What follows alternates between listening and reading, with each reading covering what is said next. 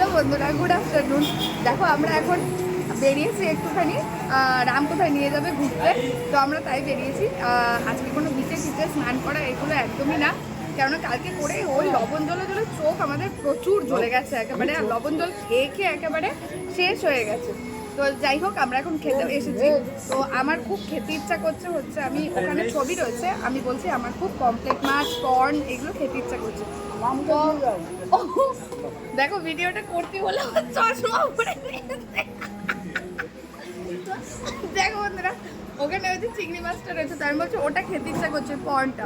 তা বলছে কি হ্যাঁ ওটাই তো চিংড়ি পর্ন। তা আমি বলছি কি ওই রেসিপিটা? বলছে চিংড়ি পর্ন।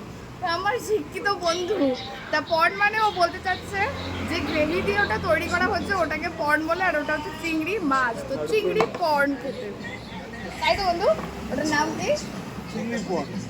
খুব শিক্ষিত ছেলে। আরও একটা মজার কথা জানো বন্ধুরা, আমরা একবার কলকাতায় সব বন্ধুরা মিলে যাচ্ছিলাম, কোথায় জানো, মিউজিয়ামে যাচ্ছিলাম। তো এবার ওকে বারবার করে বলা হয়েছিল কয়দিন ধরে যে মিউজিয়ামে যাব, কোনো সময় বলেছি বাংলাতে, বলেছি জাদুঘরে যাব। তো এবার বাসে টিকিট কাটছে, আমরা সব বান্ধবীরা বসে রয়েছি, ও আর একটা বন্ধু ছিল, ওরা বাসের টিকিট কাটছে।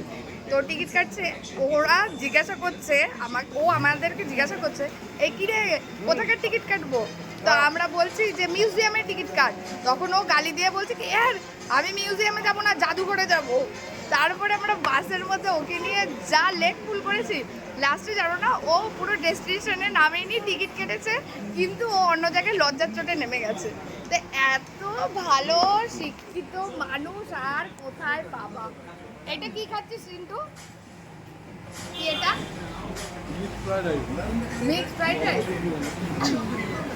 আর এটা কি?